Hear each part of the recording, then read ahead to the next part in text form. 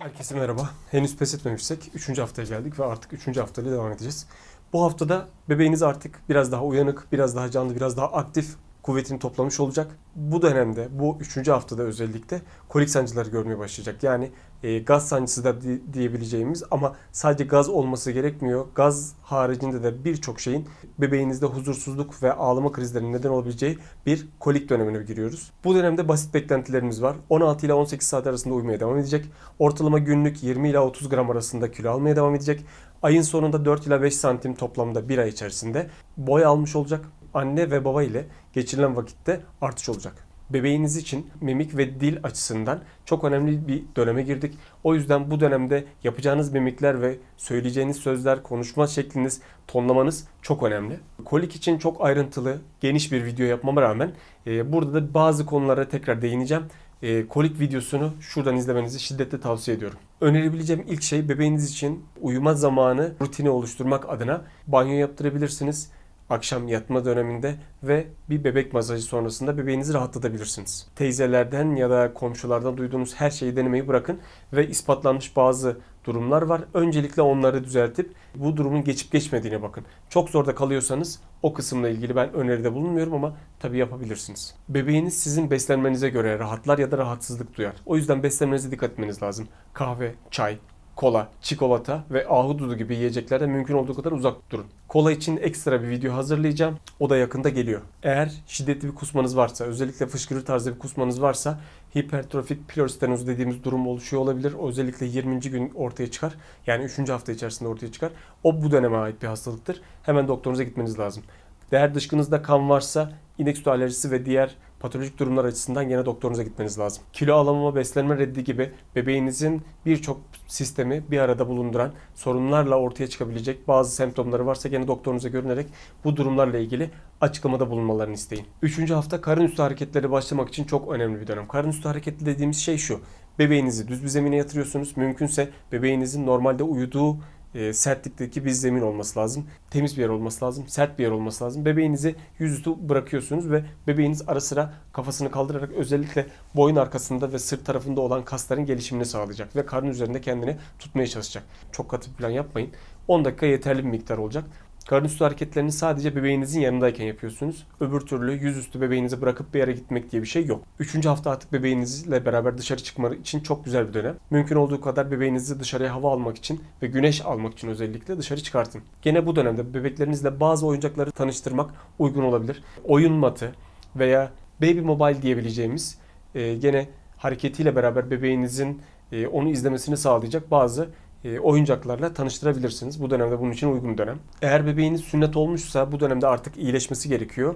İyileşmemişse bir doktorunuza görünmeniz lazım. Eğer iyileşmişse normal banyo yapmaya ve normal yıkamaya devam edin. Eğer bebeğiniz henüz sünnet olmamışsa bu dönemde eğer penisin ucunda bir miktar darlık, tıkanıklık olduğunu düşünüyorsanız onu fazla zorlamamanız gerekiyor. Genelde 5 yaşına doğru kendiliğinden bunlarda açılma oluyor ama benim tavsiyem olabildiğince en erken zamanda sünnet oldurmanız. Çünkü bebeklerde özellikle erkek bebeklerde 1 yaşın altında idrar yolu enfeksiyonunun sıklığını sünnetsiz bebeklerde çok daha fazla görüyoruz. O yüzden mümkün olduğu kadar en kısa zamanda çocuk cerrahisi ya da üroloji uzmanına giderek burada çocuklarınıza sünnet yaptırın. Bildiğimiz gibi bebekler karnın içerisindeyken anneden kan yoluyla beslenir. Kan yoluyla beslenmeyle beraber hormonlar da geçecektir. Dolayısıyla kız bebeklerde kanama ve akıntı tarzında bazı akıntılar görünebilir. Bunlar normal şeylerdir.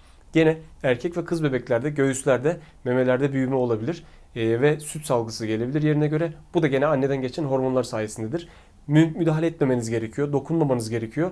Kendi haline bırakın, yavaş yavaş geçecektir bu. Gene bu dönemde kendini belli edecek sıkıntılardan bir tanesi de göz kanalı tıkanıklığı. Bebeğiniz özellikle sabah uyandığında gözlerinde çapaklanma varsa ve gözünü neredeyse kapatacak kadar miktarda oluyorsa bebeğinizin göz kanalı muhtemelen tıkanıdır.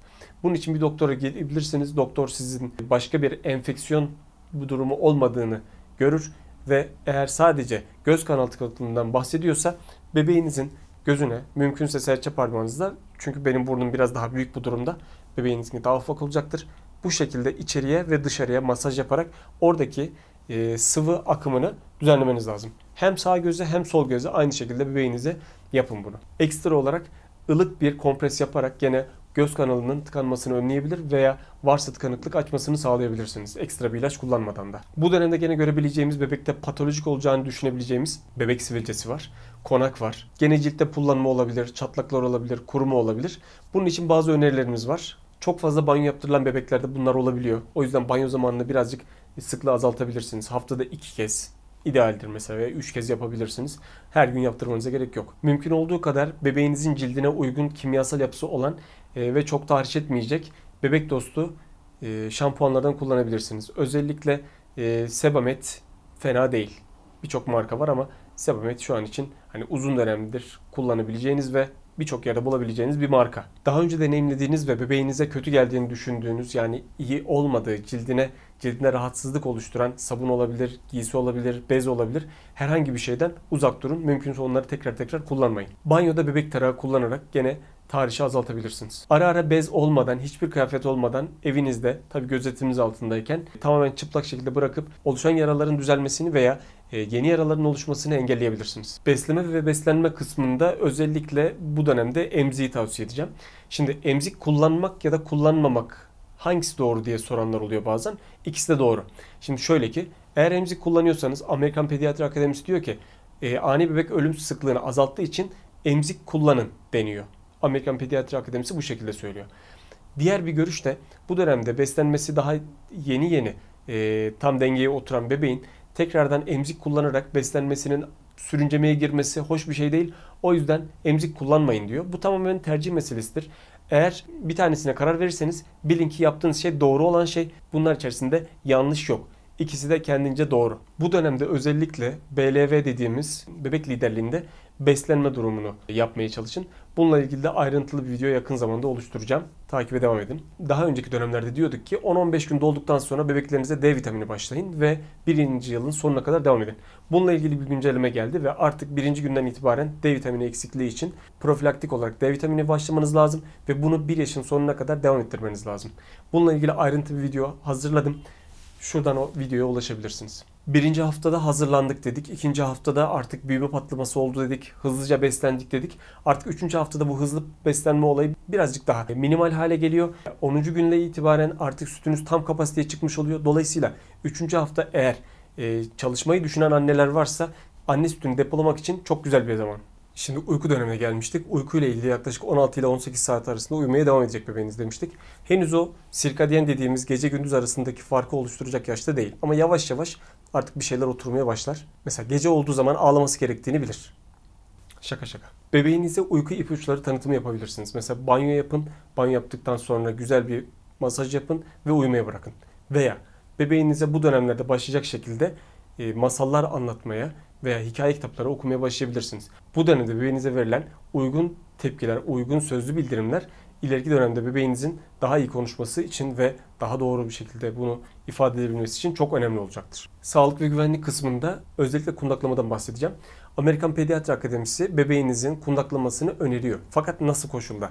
Bebeğinizi kundakladıktan sonra sadece sırt üstü yatırabilirsiniz. Asla yan yatırmak yok, asla yüzüstü yatırmak yok.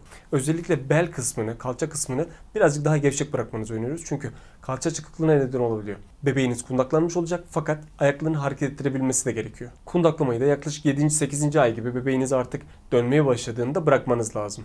Çünkü siz kundakladıktan sonra bebek dönerse sırt üstü yatma pozisyonundan çıkmış oluyor. Dolayısıyla bebeğinizin hayati tehlikesi oluşabilir. O yüzden kundaklama sadece dönene kadar yapılır. Bu çok önemli. Gene 3. haftada artık bebeğinizin sarılığının geçmiş olması lazım. Ve eğer bebeğinizde sarılık bulguları varsa bir doktora görünmekte fayda var demektir. Ufak hatırlatmalar yapıp bitiriyorum. Bebeğinizle ara vermeyi bilin. Sinir sınırınıza gelmeden bebeğinizi birilerine emanet edip yerine göre bir kafa dinlemek açısından ufacık da olsa uzaklaşmayı ihmal etmeyin. Diyelim ki yoruldunuz, yanınızda hiç kimse yok. Uygun şekilde bebeğinizi kundaklayın ve sırt üstü olarak bırakın güvenli bir alana. Sonrasında biraz rahatlayın ve bebeğinizin yanına gelin.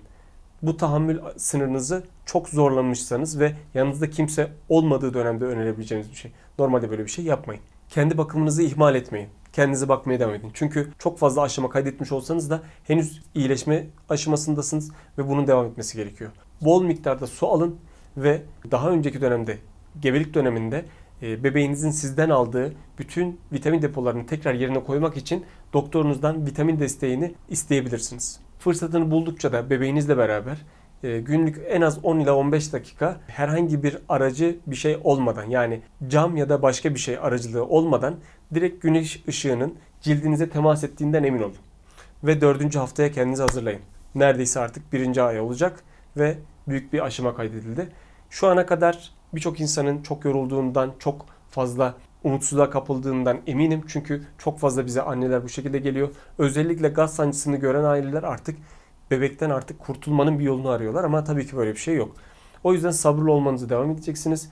Konuyla ilgili mümkün olduğu kadar açıklayıcı olmaya çalışıyorum, anlatmaya çalışıyorum. Kafanızda takılan bir şey olursa mümkün olduğunca bana YouTube üzerinden mesaj atarak ulaşabilirsiniz. Çünkü YouTube üzerinden attığınız mesajlar bana mesaj olarak geliyor ve onları hızlı bir şekilde cevaplıyorum. Bu işi ben çok önemsiyorum. Her ne kadar çok büyük bir kitleye ulaşmamış olsak da verdiğim bilgilerin yararlı olduğunu biliyorum. İnsanlardan çünkü çok güzel tepkiler geliyor. Eğer bu videolardan yarar gördüğünüzü düşünüyorsanız paylaşmayı, beğenmeyi ve abone olmayı unutmayın. 4. hafta videosuyla görüşmek üzere. Kendinize iyi bakın.